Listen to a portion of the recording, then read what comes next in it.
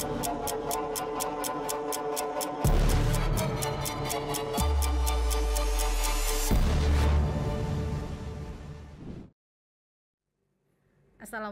warahmatullahi wabarakatuh. Selamat sore pemirsa cerdas TVRI Sumatera Selatan yang berbahagia. Berjumpa kembali kita dengan podcast Bincang Hukum TVRI Sumatera Selatan yang pada hari ini akan mengangkat tema tentang peredaran sinte dalam penegakan hukum tindak pidana narkotika. Sinte ini merupakan jenis narkotika yang baru yang mungkin belum banyak diketahui oleh masyarakat, tetapi sudah banyak korban yang mendapatkan perawatan baik itu rehabilitasi maupun yang dilaksanakan secara ADR.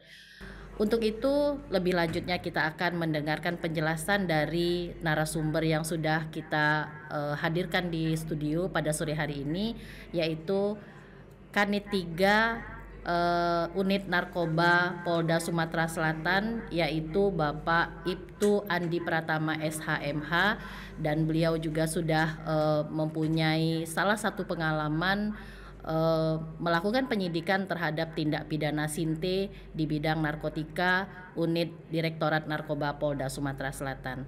Selamat sore Pak Andi, apa kabar? Bu. Baik. Iya, terima kasih Pak sudah berkesempatan hadir pada acara podcast Bincang Hukum Sumsel.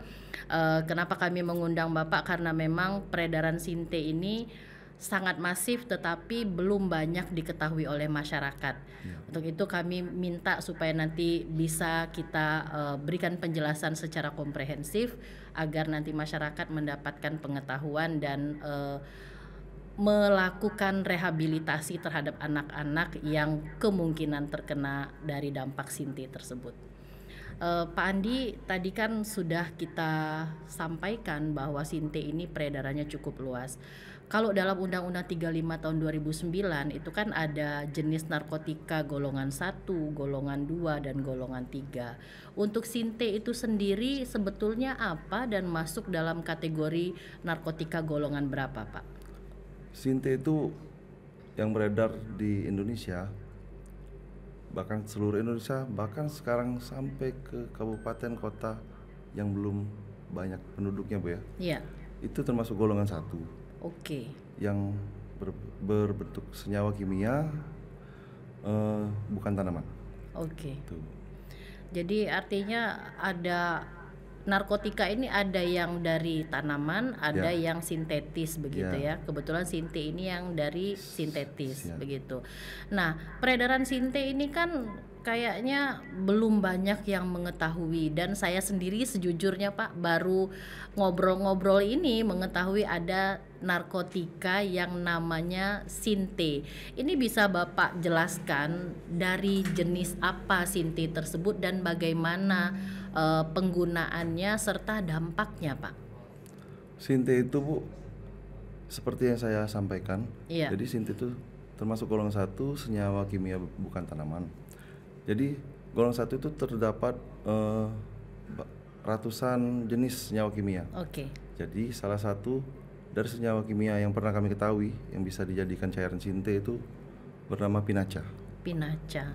Ini baru lagi nih informasinya ya permisa. Jadi pinaca ini jenis apa, Pak? Pinaca itu senyawa kimia golongan 1. Oke. Yang bisa diturunkan turunannya menjadi cairan sinte tadi, Bu. Oke. Jadi sinte itu berupa cairan ya, Pak ya? Iya. Oke. Jadi sebetulnya narkoba jenis sinte itu cairan sinte. Iya. Asalnya. Jadi cairan sinte lalu dikembangkan oleh pelaku pengedar narkoba, disemprotkan ke tembakau biasa, itu namanya ganja sintetis. Ganja sintetis. Lalu dimodifikasi sedemikian rupa, dicampur dengan cairan pot, itu namanya liquid sinte. Oke, sekarang ini kan banyak yang menggunakan rokok dalam bentuk vape ya Pak ya.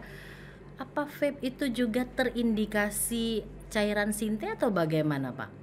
Bisa vape yang beredar tentunya tidak terkonfirmasi, Bu. Iya. Tetapi kalau pelaku itu memodifikasi menyelubungi cairan pot tersebut dengan cairan sinte, itu sama sekali tidak kita dapat terdeteksi. Mulai dari baunya gitu Baunya, atau rasanya begitu. iya Bu.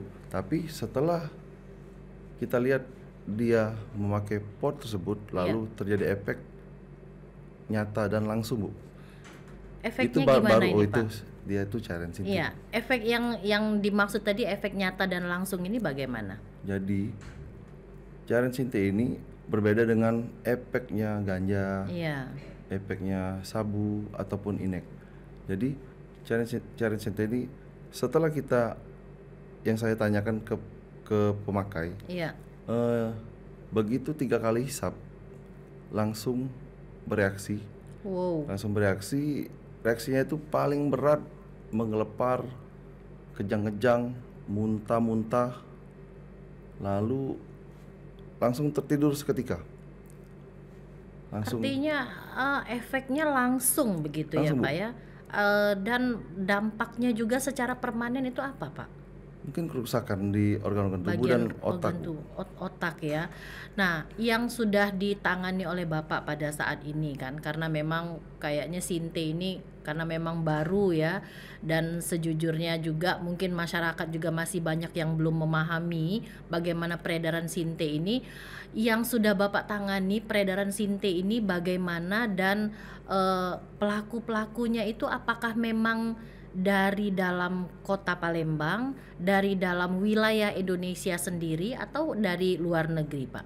Jadi yang telah kami tangani, alhamdulillah Bu, untuk Polda Sumatera Selatan, untuk pertama kalinya mengungkap dari sejarah Polda Sumatera Selatan, menurut data yang kami Iya. telusuri, untuk pengungkapan home industry skala cukup besar lah Bu. Ada home industry. Iya, berarti home industry berarti dia Artinya buat sendiri Bu. cukup besar gitu buat ya, sendiri. peminat maupun ininya pangsa pasarnya begitu ya. Buat sendiri cairan itu dibuatnya sendiri, lalu dipasarkannya ke penjual-penjual Sinte yang lain. Oke. Itu di mana lokasi home industrinya, Pak? Kebetulan pada saat itu pada bulan Februari kami mengungkap 2 TKP Bu. Oke. 2 TKP. TKP pertama di Indomie, Jalan Indomie, kilometer 9, lalu di Sukabangun. Oh, artinya di wilayah KM 9 semua ya, Pak ya? KM 9 dan KM 7 ya. Ya. Oke. Nah, home industry yang Bapak maksud ini apakah memang mereka mempekerjakan ahli-ahli yang untuk meracik senyawa-senyawa tersebut, atau memang sebetulnya mereka bukan ahli tapi hanya otodidak saja begitu? Mereka belajar Bu. Oke. Belajar dari pengedar yang di atasnya. Jadi penyebaran Sinte ini cukup masif dan sistematis. Iya. Dari bisa saya ceritakan, Baik. seperti yang diungkap oleh Mabes Polri tipe 4 Bu, pada TKP di Bogor. Pada saat itu terungkap bahwa prekursornya didatangkan dari Cina, Oke. Pinaca, dibeli melalui Bitcoin, dibayar dengan Bitcoin. Nah, ini yang menarik ya, Pak ya, karena Sinte kan ini sangat menarik Bu. karena Dengan metode begini, yang selama ini baik itu yang sudah dilakukan penyidikan maupun yang sedang dalam proses penyelidikan, itu adalah semuanya pembeliannya itu melalui transaksi Elektronik. orang ke orang gitu ya, atau pertemuan muka gitu.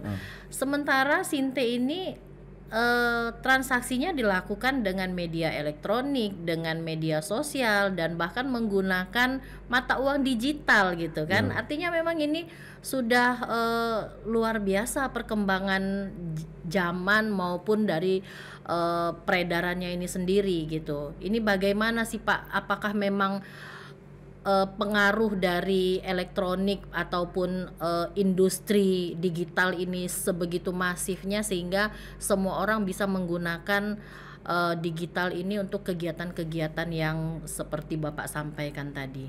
Jadi memang tanpa kita sadari pengaruh evolusi digital Iya. memancing perkembangan kejahatan, baik secara alami maupun secara terstruktur. Oke. Jadi di sini kami terus melakukan strategi-strategi cara pengungkapan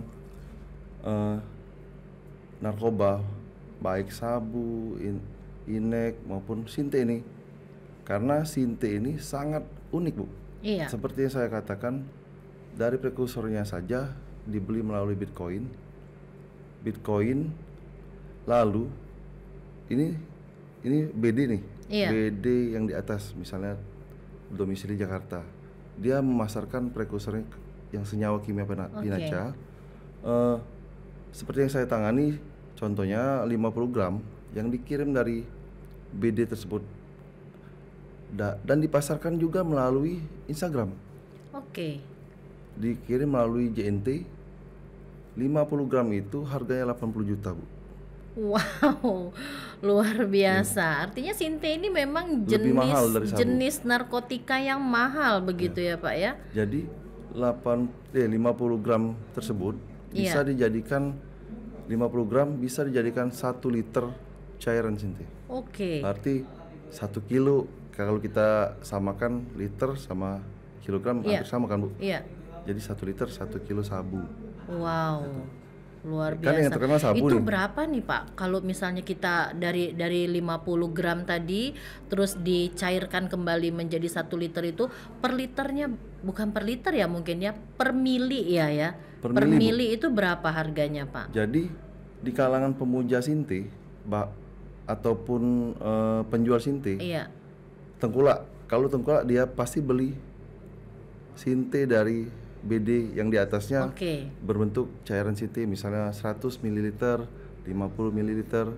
Itu istilahnya biangnya lah gitu ya. Itu gunanya tuh, Bu, untuk disemprotkan ke tembakau.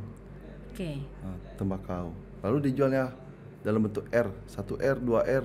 Nah, ini ada istilah 1R 2R.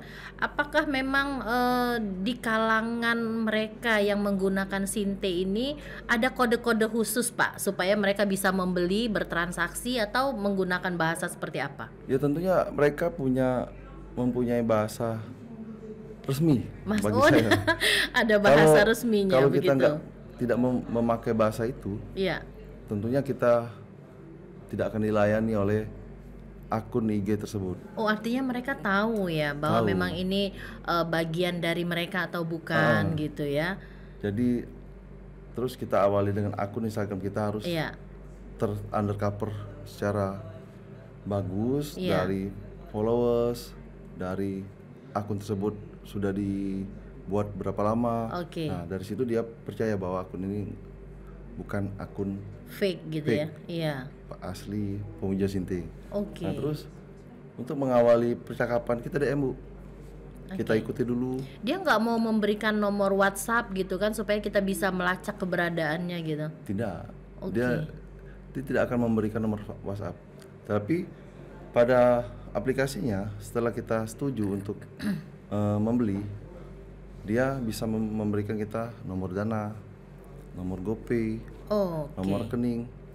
Nah, dari nomor Dana dan nomor rekening itu kan artinya kita bisa melacak siapa pemilik rekeningnya, domisilinya di mana begitu. Apakah memang nomor-nomor yang disampaikan itu betul-betul nomor resmi atau hanya sekali pakai kemudian dihapus? Akun fake, Bu. Oke. Jadi pelaku penjual sinte ini sudah menyiapkan bahkan puluhan akun Dana, akun OVO ataupun rekening bank yang nyatanya pasti itu fake semua, membeli. Bahkan ini sangat berkaitan dengan pidana-pidana yang lain. Iya. Jadi dari sini ke depan seluruh tindak pidana pasti berkaitan dengan dunia cyber. Nah, jadi kalau Ibu bisa sering buka Facebook, Iya. ada yang dijual akun bank 500.000. Oke. Itu banyak dijual tuh. Kalau sering-sering kita cari akun OVO, itu banyak yang jual. Oh, itu artinya tempat penampungan dana-dana ilegal seperti itu ya, Pak ya ya? bisa kita pakai untuk transaksi. Oke. Jadi akun itu kita beli, kita ambil akunnya, nomornya, passwordnya, jadi kita siap pakai itu. Itu Bu. Nah, ini kan berkaitan tadi dengan apa namanya Kementerian Informasi dan Digital ya Pak ya, karena memang ada melibatkan digitalisasi di sini dan juga ada PPATK. Bagaimana peranan PPATK selama yang Bapak tangani perkara Sinte ini, karena memang kan transaksinya tidak langsung melalui akun bank, akun Dana. Apakah itu PPATK bisa melacak akun-akun tersebut atau Bapak melakukan semacam koordinasi kepada PPATK untuk melacaknya? Untuk PPATK kemarin kebetulan pada hari Rabu kemarin Iya, kami melakukan rakernis Bu, iya. rakernis narkoba jajaran Polda Sumsel. Oke. Pada saat itu dihadiri oleh perwakilan PPATK. Iya. Ini saya tanyakan berkaitan dengan DPO yang saya tangkap. Iya. Jadi saya ini masih kendala untuk mengungkap siapa sih di atas pelaku yang saya tangkap ini. Karena kan pasti ada jaringan begitu ya Pak ya? Dengan siapa sih dia beli biang pinaca ini? Iya. Karena pada saat saya naik ke atas, ternyata pelaku saya ini mentransfer uangnya sebesar 80 juta tadi Iya. ke platform Pintu. Wow. Nah, yang mana platform Pintu itu sebuah platform jual beli kripto, Bu. Iya. Ya. Jadi uang masuk 80 lalu diterima kan dalam bentuk rupiah. Lalu seketika Berubah menjadi langsung dibelikan oleh pelaku ke uang koin, digital. ke koin, Iya. untuk koin Bitcoin, Ethereum. Iya. Lalu seketika dijual kembali dengan koin lain dengan selisih kerugian di pelaku. Tapi selisih kerugian misalnya 110 juta Iya. dibeli seharga 110 juta, dia jual 9 juta 500. Artinya kan tidak terlalu banyak selisih ya Pak ya? Itu teknik pencucian uangnya, Bu. Iya. Nah ini permasalahannya kan kita belum punya undang-undang untuk melakukan penyelidikan terhadap uang-uang digital seperti itu, walaupun sebetulnya negara kita sudah mempunyai yang namanya Bapepti ya Pak ya. Ya. Nah, terus lagi terhadap peredaran Sinte ini kan tadi Bapak bilang peredarannya masif hanya di kalangan anak-anak.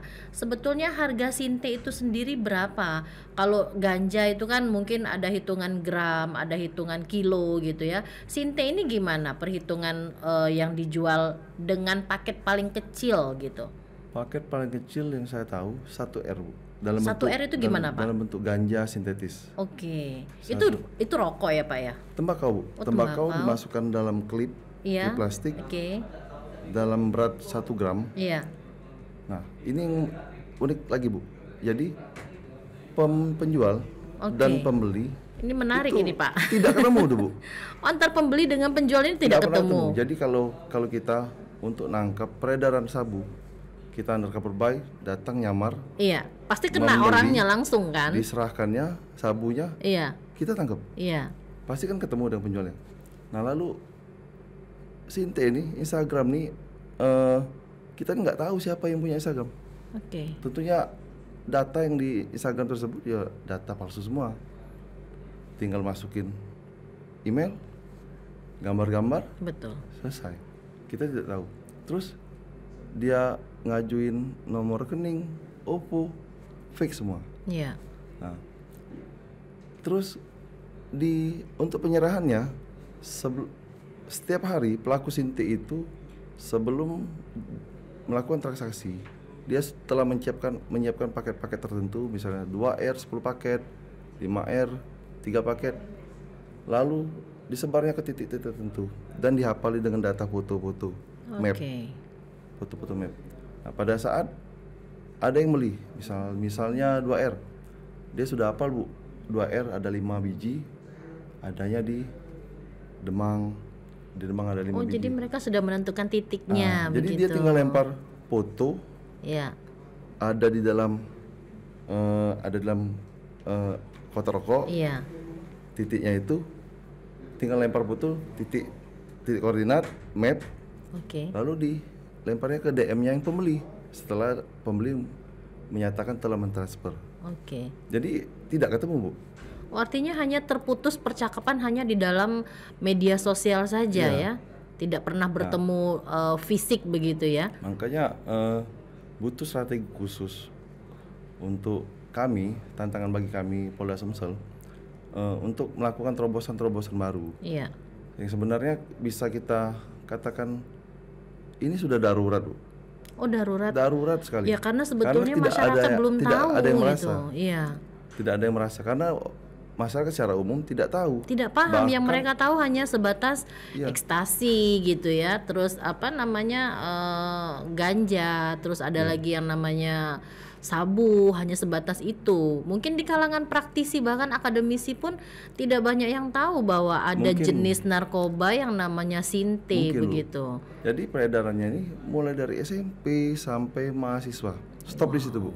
Jadi memang aneh, unik Sinte ini. Oh, jadi hanya di kalangan pelajar katakanlah begitu ya Pak ya? Ya, sampai mahasiswa. Bu. Sasarannya hanya sebatas mulai dari anak SD sampai dengan mahasiswa gitu ya. Jadi pelakunya pun kebanyakan mahasiswa dan anak SMA yang paling tenar. Sudah Oke. kami didik, ada beberapa akun yang besar itu mahasiswa pelakunya, Oke. mahasiswa ataupun sudah baru tamat, dia dulu pemuja Sinte beralih ke penjual Sinte karena memang pada saat kami lidik untuk penjual-penjual menengah itu transaksi satu akun Dana Iya. yang dilempar sudah kami cek pola transaksinya itu besar 10 juta Per akun Dana. per satu dana ya. Iya, Oke. apalagi kita cek pada saat saya ngecek akun pintunya yang di atasnya ini. Iya. Kalau Ibu percaya, satu akun pintu itu transaksinya 12M. Masya Allah. Jadi kami lacak, kami Itu lihat. pemiliknya siapa Pak? Uang sebanyak itu. Nah, kalau dia menggunakan OVO, Dana, rekening, itu tentunya insya Allah kami mudah untuk. Mendapatkannya ya Mendapatkannya. informasinya begitu. Nah, namun pada kesempatan ini pelaku yang di atas ini lebih cerdik nih, Bu. Oke. Nah, jadi dia ini memanfaatkan kekosongan kewenangan, terus regulasi Iya. di Indonesia tentang mata uang kripto. Iya. Tentunya kita pahami, tentunya Indonesia belum mempunyai regulasi yang jelas. untuk Tidak, kripto. tidak. Kita hanya sebatas ada badan yang memperbolehkan komoditasnya saja Ya. begitu. Gitu, Bu. Jadi pada saat uang masuk jadi koin, Iya. koin dibelikan koin, dijual jadi koin, uang itu enggak turun lagi dalam bentuk rupiah, tetap menjadi kripto.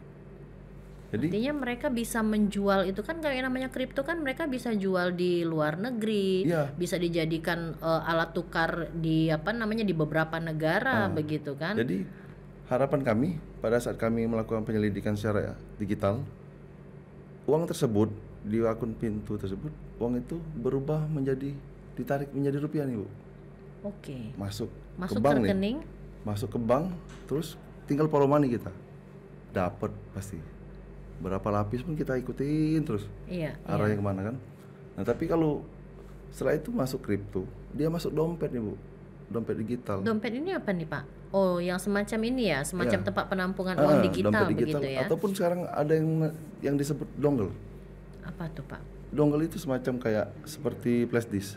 Ini luar biasa karena memang kejahatan kita ini memanfaatkan informasi elektronik ini akhirnya kan kita agak-agak ketertinggalan lah begitu ya Pak ya. Benar. Dalam hal ini pasti kami sebagai penegak hukum, Bu, harus terus memperkaya pengetahuan dan strategi. Makanya Betul. sangat-sangat memprihatinkan kalau semua tindak pidana atau peredaran gelap narkotika ini bisa menggunakan teknologi, mengetahui teknologi yang canggih, itu sangat membutuhkan keterampilan strategi yang sangat dalam. Dan keahlian mungkin ya Pak ya. Tapi bagi saya, Bu, tindak pidana selagi dia melakukannya secara elektronik ataupun cyber, itu pasti mempunyai jejak. Iya, jejak-jejak digitalnya itu mungkin Iya, yang bisa dilacak makanya begitu ya. tapi kekosongan di sini, kekosongan di kriptonya nih Bu, aturan regulasi kewenangan. Iya, Lalu ada lagi tentang Instagram. Ini hambatannya juga Bu. oke. Hambatan Instagram tuh kan Instagram, WhatsApp, lalu Facebook itu kan sekarang sudah gabung jadi Meta, Iya, dikelola oleh Meta. Jadi Meta itu tuh agak susah nih Bu koordinasinya dengan kita nih. ya karena memang apa namanya ada hak cipta mereka sendiri Iya, gitu kan, dia karena tidak tunduk dengan aturan Indonesia. betul, dan kita juga tidak mungkin menembus hak cipta yang sudah terlisensi di Nah, negara itu. mereka begitu. Siap. Nah, terus sepanjang yang Bapak tangani perkara narkoba di Polda Sumatera Selatan ini, apakah ada trennya itu menurun atau justru sebaliknya, Pak? Ini sudah lama saya nggak fokus untuk Sinte, Iya, sudah lama sekali. Jadi kalau Sinte itu kalau saya tekuni satu akun Iya. itu memakan 1 bulan. Wow, artinya memang tidak bisa buru-buru melakukan penyidikan Iya, Bu. penyelidikannya Memakan gitu. 1 bulan. Tentunya kami di direktorat, khususnya di direktorat narkoba itu kan punya target Bu, Iya, punya target untuk kuantitas maupun kualitas iya, ungkap kasus. Jadi kalau kami kejar satu ungkap kasus inti, berarti habis waktu ya, Pak ya. waktu. Nah, jadi kami terus belajar mengembangkan pola-pola strategi gimana cara cepat dapat akun, langsung tahu orangnya. Itu Iya. Bu, cara cepat. Jadi insya Allah lah dengan kegigihan anggota dan dukungan dari Pak Direktur, dalam waktu dekat kami giatkan kembali.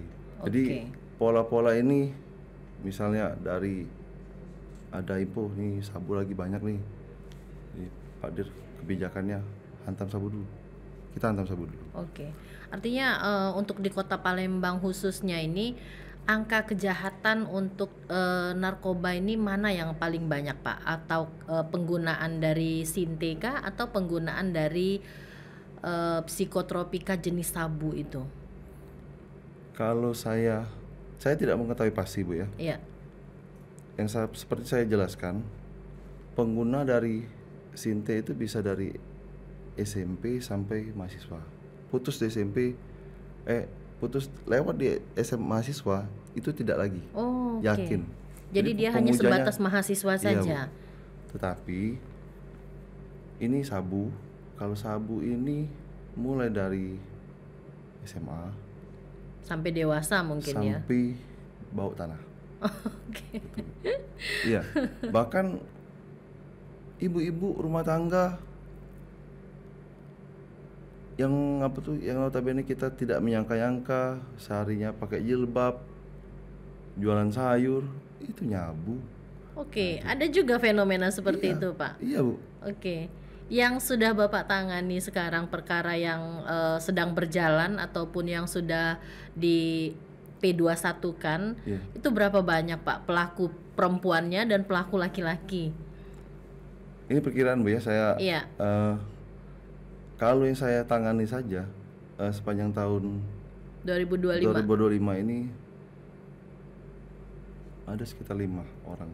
5 orang Ya, perempuan. bahkan 1 orang hamil 7 bulan. Masya Allah, luar biasa. Ada 1 orang hamil 7 bulan. Artinya memang narkoba ini sudah menjadi penyakit masyarakat yang memang perlu perhatian khusus ya, Pak ya? Iya Bu, perlu, sangat perlu, karena narkoba ini salah satu yang kita golongkan tindak pidana yang extraordinary crime. Iya. Jadi harus penanganan khusus dan undang-undang yang harus tajam, undang-undang yang khusus.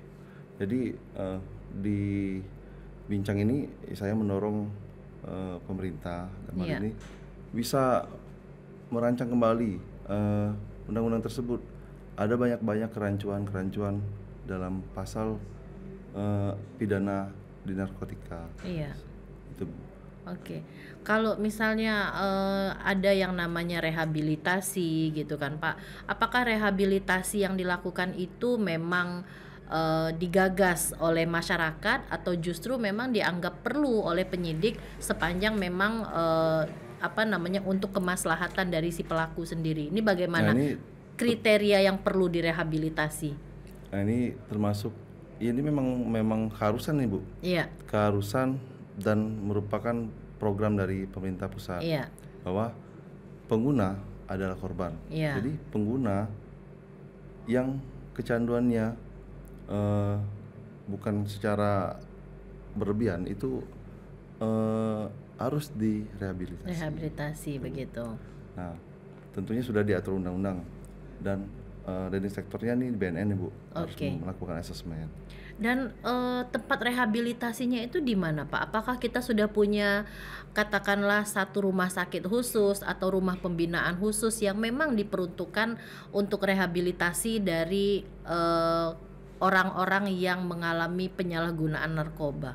Jadi kalau di BNN itu BNN sudah punya tempat sendiri tuh Bu. Oke Punya punya pusat rehabilitasi yang dikelola oleh negara. oke Dan kita juga bekerja sama dengan yayasan-yayasan rehabilitasi Bu. Jadi di Sumsel ini ada beberapa yayasan rehabilitasi seperti yang bermitra dengan kami dengan Polda Sumatera Selatan, Cahaya Selatan, oke. ya ada di berbagai kota dan kabupaten. Jadi tempatnya ada yang swasta, ada yang negara. Oke. Nah, untuk ininya Pak, karena kan rehabilitasi ini kan pasti membutuhkan penanganan, psikis maupun penanganan fisik begitu ya, termasuk juga mungkin, dari segi kebutuhan sosial keagamaannya juga. Ini pasti membutuhkan pendanaan. Untuk pendanaannya sendiri apakah memang disediakan oleh, Polda setempat bekerja sama dengan BNN atau bagaimana? Jadi untuk pendanaan untuk rehabilitasi itu untuk polisi itu tidak punya anggaran untuk rehabilitasi. Oke Tapi makanya saya bilang tadi leading sektornya itu BNN Bu. oke. Jadi BNN mempunyai anggaran untuk rehabilitasi. Tentunya anggaran terbatas Bu. Artinya itu bisa jadi dibebankan kepada si pihak keluarga Ya, mungkin ya, Pak, mungkin ya? tahun berjalan anggaran sudah habis. Lalu ada lagi yang harus Iya, direhabilitasi. Asesmennya tentunya berbayar. oke Makanya swasta tadi gitu. oke. Nah, untuk yang, direhabilitasi karena kan gini, setiap orang yang tertangkap katakanlah ini yang sepengetahuan saya, Pak, ya, orang yang terkena pelaku ataupun dia sebagai, pengguna maupun pengedar, ini kan pasti dikenakan tindak pidana dulu gitu. Apakah nanti, tindak pidana yang seyogyanya ultimum remedium ini bisa dilepaskan dari si pengguna, justru ditekankan kepada si, pengedarnya saja atau bagaimana, Pak, tujuan akhir dari pembinaan ini? Tujuan dari pembinaan penegakan hukum kami Bu. Iya iya Itu tujuan dari kalau polisi ya iya, penegakan hukum Bu, pemberantasan peredarannya Bu. pemberantasan Lalu peredarannya. kalau senyatanya di lapangan kami menemukan pengguna ya Iya tentunya diarahkan wajib bahkan di eh, petunjuk dari pimpinan Kapolri maupun ke Jaksa Agung sudah mengeluarkan statement oke sudah mengeluarkan statement bahwa khusus pengguna wajib dilakukan asesmen dan rehabilitasi. oke, khusus pengguna Siap, begitu, Pak, ya. Ibu. Jadi artinya untuk bisa mengatakan bahwa, seseorang ini terkategori sebagai pengguna atau dia sebagai pengedar ini kan pasti ada, apa namanya, katakanlah parameter-parameter khususnya. Ya. Kalau pengguna itu sendiri yang ditoleransi berapa banyak sih, Pak? Pengguna kita lihat ini Bu, ada kadarnya Bu. Iya Ke pemakainya berapa kali sehari, iya jumlah beratnya, lalu pola ketergantungannya Bu. iya. Kalau Tujuannya untuk misalnya apa? dia udah yang ketergantungan kelas berat ini gimana ini, Pak? Ya harus Dia harus tetap direhabilitasi Bu. Iya Bu. direhabilitasi begitu. Karena dia ini tetap kita pandang sebagai korban nih Bu, Iya. sebagai korban. Jadi menurut apa tuh undang-undang pemberantasan itu tidak hanya merujuk ke pemberantasan pidana pengedarnya aja Bu. Jadi kita pandang sebagai pengguna ini sebagai korban, Bu. Jadi seperti yang saya bilang, Jaksa Agung, Kapolri sudah menegaskan kepada kami untuk pelaksanaan pemberantasan bila ditemukan di lapangan pengguna wajib. Maka kalau kami salah, ini pengguna, kami lakukan penegakan hukum, salah. Oke, Asesmen dulu. di asesmen dulu. Menurut penilaian asesmen tersebut bahwa dinyatakan dia sebagai pengguna, maka harus kita lakukan rekomendasi untuk direhab. Iya, sebetulnya kan narkotika ini banyak juga dipakai di dunia kesehatan ya Pak ya, untuk pengobatan. Bisa terjadi penyalahgunaan ini kan artinya ada pihak-pihak yang memang menyalahgunakannya Iya, untuk betul. kepentingan bisnis mungkin seperti Iya. itu ya Pak ya.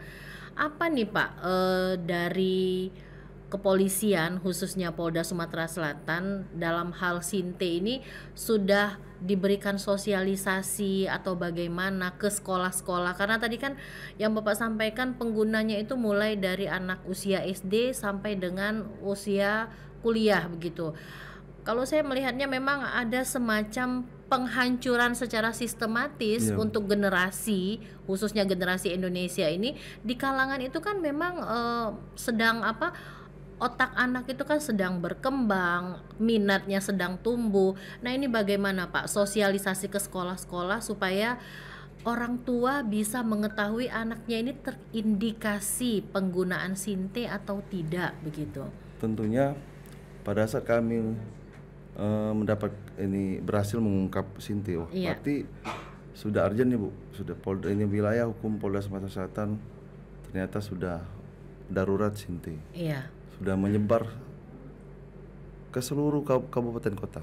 Oke. Bahkan dengan mudah. Sekarang saja misalnya saya suruh nih, Bu, buka Instagram Iya. dengan kata-kata tertentu untuk mencari akun Instagram tersebut, pasti Ibu langsung ketemu.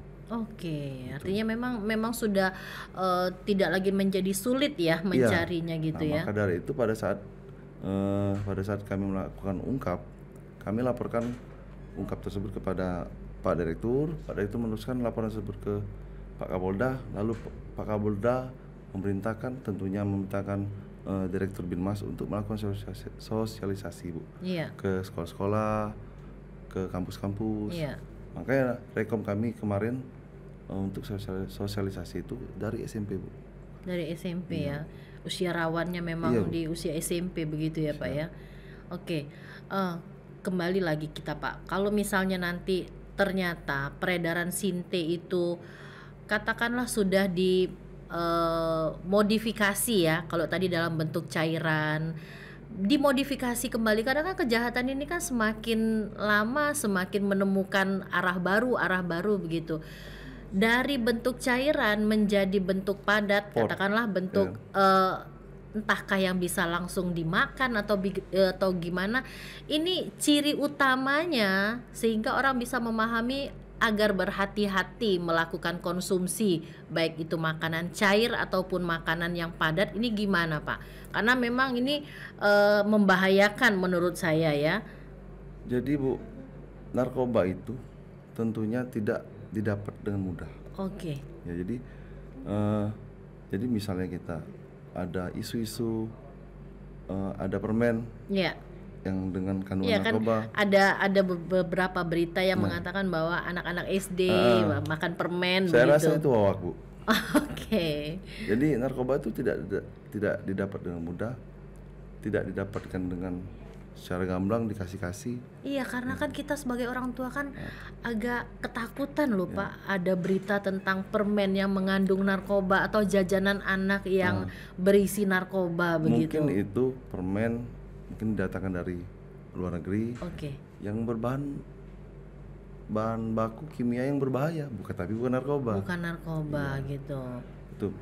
Tapi ada penyalahgunaan khusus unik lagi nih, Bu.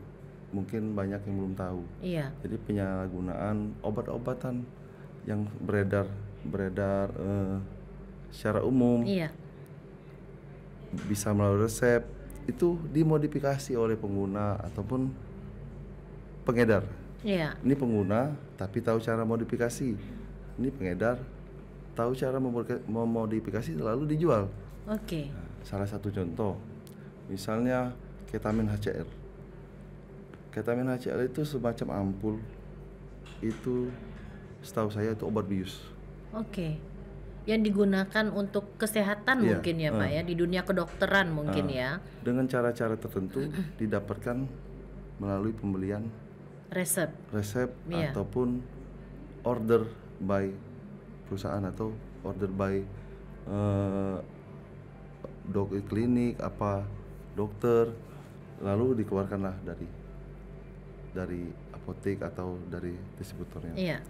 Dari itu disalahgunakan oleh orang-orang tertentu, misalnya dimodifikasi HCl itu Bu, ketamin itu bisa dituangkan di dalam kaca pirek lalu dibakar dengan panas tertentu sampai mengering.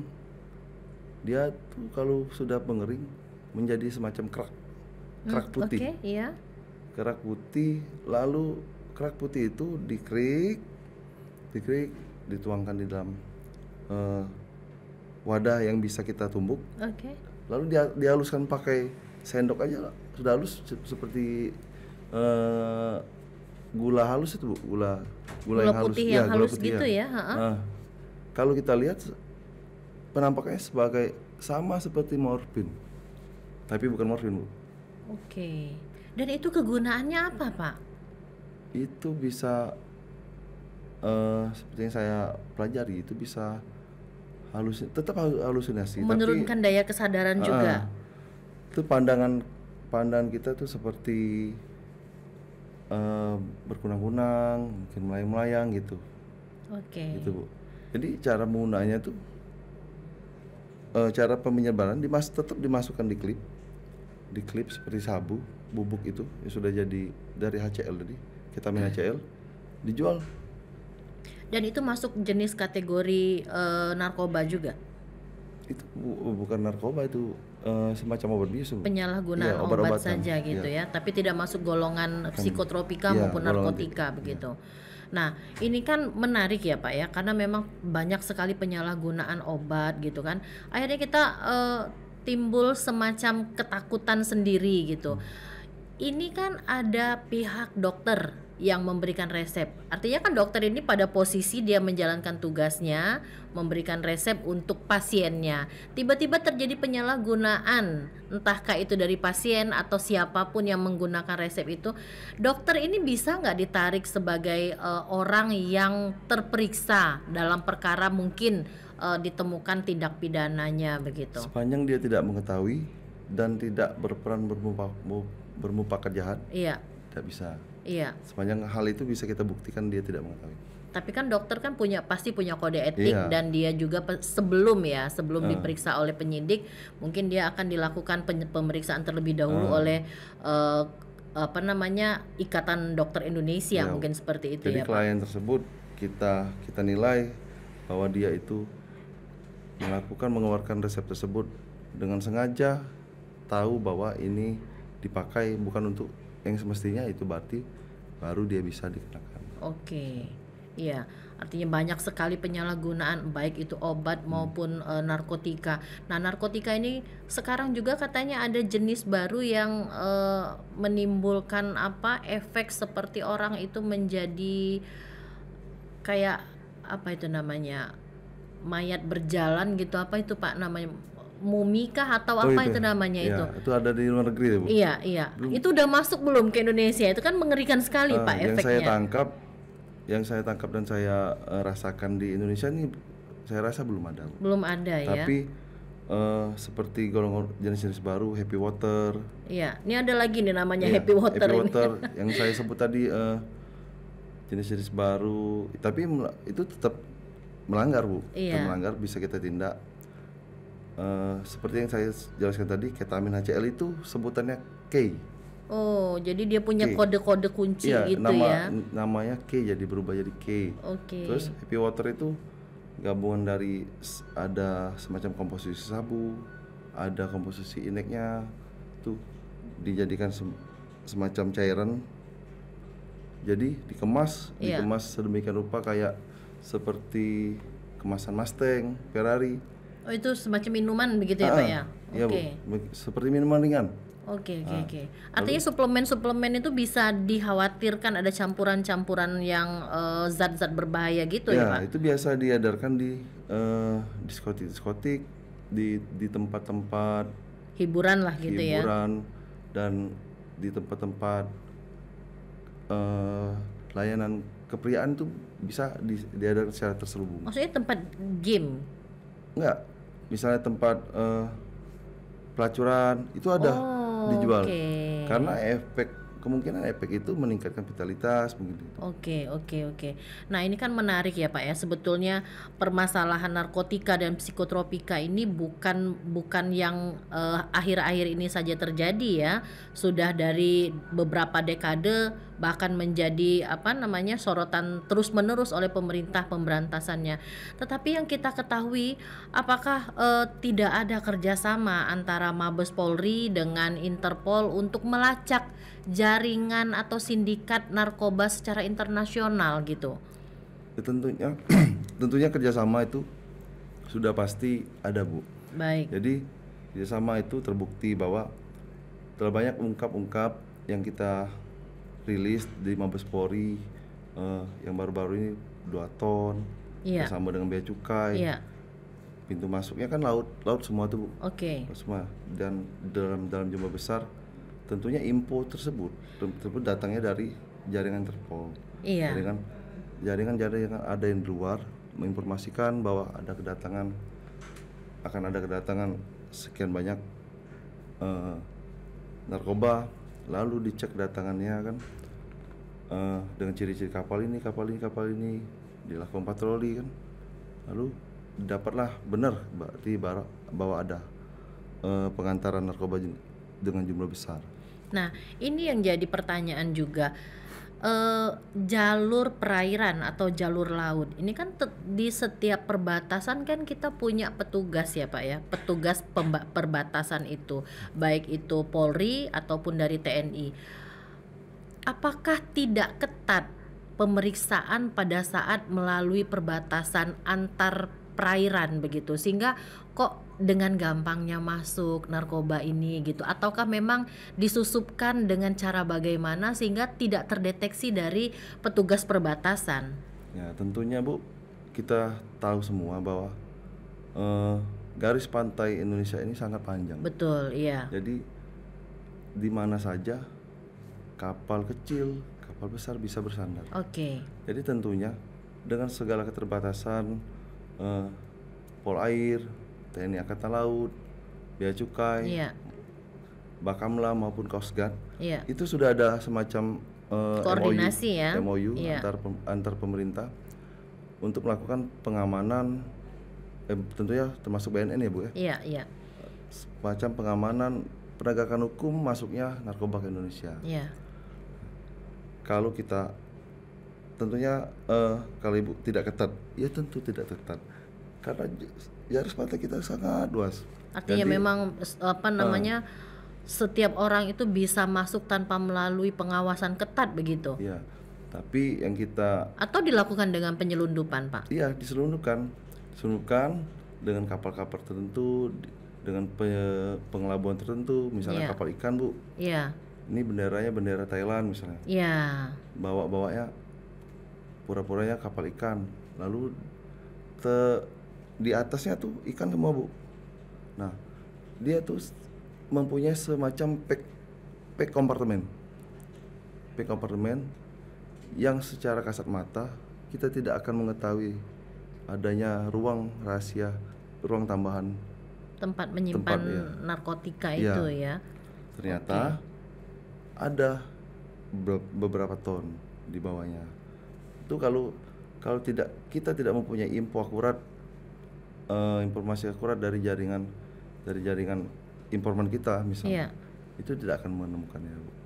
Artinya memang bahkan kita mau membongkar pack kompartemen tersebut dengan menggunakan las.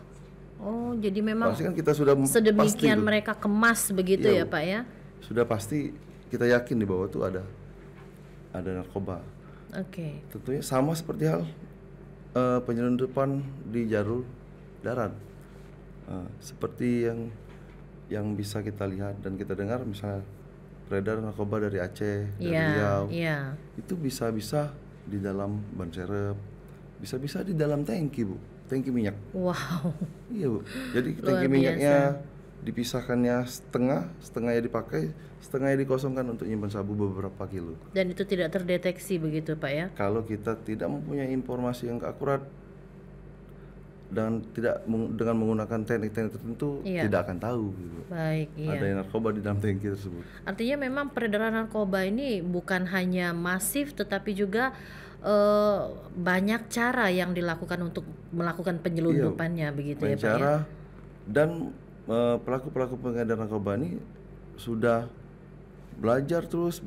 Kalau polisi begini, kami begini. Oh, artinya Kalau mereka polisi sudah begini. istilahnya kalau Untuk menghindari pelacakan. iya, di apa namanya, di kepolisian itu ada intel, mereka juga punya intel mungkin seperti itu. Bisa. Iya. Dan memang ada semacam begitu. Jadi begitu misalnya saya mau transaksi undercover buy. Iya. Pada saat saya undercover, saya mau transaksi, saya ini diintelin orang-orangnya dulu nih, Bu. Oke. Diintelin, diikutin, bener nggak ini polisi bukan gitu. Iya, iya. Dicek dulu. Bahkan dengan terang-terangan mereka berani periksa badan kita, lihat. Melakukan kontak fisik. Iya, Bu. Melihat KTP bener nggak? Sesuai nggak namanya dan muka kita. Gitu, Bu. Oke, artinya memang mereka sindikat yang sudah terstruktur rapi begitu Iya, ya, Pak ya. Nomor HP pun kita diperiksa dulu. Tolong Pak dibuka katanya. Polisi bukan gitu. Lebih baik aman kan gitu. Iya, iya. Ya, kita pun berapa ya? Bukan lah. Iya, jadi kita menggunakan beli- teknik mau- samaran seperti Iya, Bu. itu ya. Oke, ini tadi Pak ada apa namanya penyitaan barang bukti berbentuk narkoba yang dalam jumlah besar. Itu penyitaan itu selanjutnya kan akan dijadikan barang bukti di persidangan. Nah, apakah yang disampaikan di persidangan itu, misalnya katakanlah kita menyita 5 kilogram narkoba atau 5 kilogram sabu gitu ya. Iya. Apakah 5 kilogram itu kita serahkan secara keseluruhan atau hanya sampelnya saja? Jadi khususnya di direktorat Ya, yang saya ketahui, Bu. Jadi kalau di bawah 100 gram, iya. di bawah 100 gram tidak diajukan pemusnahan. Oke. Berarti di bawah 100 gram itu kita tidak lakukan penyisian. Jadi apabila di atas 100 gram kita lakukan penyisian, yang disisikan sebagian dijadikan barang bukti di persidangan, sisanya yang banyak itu dilakukan pemusnahan. Oke. Itu Dibikin dibuat berita acaranya nggak, Iya, Pak? Dibuatkan berita acara dibuatkan ya. berita acara. Nah, kebetulan pagi tadi ada tuh, Bu, Pemusnahan ya. Ya, siap. Barusan dilakukan, didatangi oleh kejaksaan, oleh GAN, berbagai macam stakeholder itu Iya. dihadirkan semua. Bahkan tersangkanya dibond kembali Iya. untuk disaksikan. Untuk Oh, ini membenarkan gitu siap. ya. Itu BB kalian dimusnahkan, bukan diambil polisi. Siap. Iya, karena ya apa namanya barang bukti itu kan kalau misalnya ini sepemahaman saya, Pak, kalau kita bicara tentang hukum acara ya, barang bukti disesuaikan dengan pada saat penyidikan Iya. sampai dengan proses pemeriksaan di persidangan Iya. gitu ya. Kalau ternyata di persidangan katakanlah itu yang tadinya 5 kilogram ternyata berubah menjadi 1 kilogram atau kurang dari 1 kilogram, artinya kan ada perubahan barang bukti ini. Siap. Ini gimana nih, Pak? Misalnya ya si terdakwa ini menyatakan bahwa enggak segitu kok yang saya serahkan atau yang menjadi barang bukti kemarin itu sejumlah 5 kilo bukannya 500 gram. Ini gimana, Pak? Ada penyangkalan begitu pada saat di pemeriksaan persidangan. Kalau pada saat terjadinya penyangkalan jumlah barang bukti nih, Bu, Iya. ya berarti siapa dulu dong yang bohong nih? Oke. Kan pada saat penegak hukum polisi melakukan Iya. penangkapan, tentunya kami melakukan video, Bu. Iya. Kami wajib nih Mendokumentasikan pada saat begitu ya. penangkapan, pada saat menemukan barang bukti, wajib ada dokumentasi. Iya. Lalu ada video pengakuan dari Si terdakwanya. terdakwa pada saat penangkapan. Oke. Lalu pada saat itu digeser ke kantor nih Bu, Iya. kita lakukan timbang manual nih Bu, bukan timbang menurut laboratorium forensik itu. Oke. Nah, di timbang manual misalnya 100 gram, 81, Iya. bisa saja di laboratorium forensik itu kita dapat netonya Berubah ya. berubah jauh Bu, berubah jauh, misalnya jadi 95 gram sekian-sekian. Oke. Karena itu terkurang oleh plastik. Nah, itu hal yang wajar. Iya. Karena nanti Yang dipakai nanti yang mana Pak? Hasil dari neto, Bu. timbangan dari Bersih, neto timbangan itu bersih, ya? iya, Bu. Oke. Siap. Oke. Nah, tadi Bapak udah menyinggung nih tentang laboratorium forensik. Pada saat kita tadi kan Bapak sudah sampaikan juga bahwa ada kesulitan untuk melakukan rekam jejak digital dari pelaku-pelaku tindak pidana narkoba ini, Sinte khususnya. Dalam proses penyelidikan lah, dari penyelidikan sampai penyidikan, itu bagaimana peran dari laboratorium forensik dengan menggunakan scientific ilmu pengetahuan yang berbasis untuk penyidikan itu secara laboratorium Pak. Apakah dilibatkan atau bagaimana? Tentunya sangat dilibatkan, Bu. Iya. Malah sangat dibutuhkan. Iya. Jadi peranan laboratorium forensik pada penanganan narkoba ini tentunya pada saat pembuktian barang bukti. Oke. Pembuktian barang bukti, apakah barang bukti tersebut benar-benar narkoba? Nah, dijelaskan di laporan berita acaranya, Bu. Iya. Tuh. Lalu misal, terus kedua, peranannya bila kita melakukan pengungkapan terdapat device handphone, komputer yang kami yakini terdapat bukti-bukti lain, petunjuk-petunjuk lain mengenai jaringan. Nah, itu kami serahkan ke laboratorium forensik untuk Untuk diolah begitu Bu. ya. Kemungkinan ada data-data lain, tersangka lain yang terlibat gitu. Oke. Dari Bapak pribadi nih, karena Bapak sudah banyak berkecimpung dengan penyidikan ya, tindak pidana narkoba ini, apa yang ingin Bapak sampaikan kepada pemerintah dalam hal ini pembuat undang-undang supaya mendukung kinerja dari Polri untuk melakukan pemberantasan tindak pidana narkoba khususnya Sinte? Nah, jadi khususnya Sinte, Bu. Jadi kami mengharap pemegang keputusan pemerintah pusat membekali kepolisian dengan teknologi yang terbarukan. Baik. Terus diterbarukan untuk memudahkan kepolisian tentunya mengaplikasikan dalam rangka penyelidikan, surveillance untuk mengungkap siapa sih pengedar narkoba. Iya. Nah, tentunya polisi ini bukannya manusia yang hebat, Bu. Super gitu ya. Jadi manusia biasa Iya. yang dilengkapi dengan pengetahuan secara teknis, kan, dan dibantu dengan alat, gitu. Dan ditambah satu lagi nih, Bu, ada ini kalau di undang-undang teroris itu persiapan niat rencana sudah dapat dihukum. Oke. Tapi di undang-undang narkotika 35/2009 itu percobaan sudah diatur, Bu, 132. Baik. Baik. Baik. Tapi pelaksanaannya menurut saya Masih agak belum keliru. maksimal. Baik, menarik sekali pemirsa, dan ternyata Sinte ini menjadi ancaman yang cukup serius untuk anak-anak usia sekolah, baik dari SD, SMP sampai dengan usia kuliah. Oleh sebab itu para orang tua wajib melihat dan memperhatikan bagaimana pergaulan maupun hasil yang didapatkan dari pihak sekolahnya selama mereka mendapatkan pendidikan di sekolah. Karena melalui program ini juga kami menghimbau agar para orang tua untuk lebih membimbing dan mendidik anak-anaknya untuk lebih memahami ilmu agama supaya tidak terlibat lebih jauh dalam penyalahgunaan tindak pidana narkoba. Pemirsa, pembicaraan kita pada sore hari ini harus kita akhiri dengan waktu yang sudah cukup terbatas, dan kami cukup berterima kasih dengan apa yang sudah disampaikan Pak. Mudah-mudahan Terima kasih, Bu. menjadi informasi yang positif untuk masyarakat. Kami akhiri, wassalamualaikum warahmatullahi wabarakatuh. Waalaikumsalam.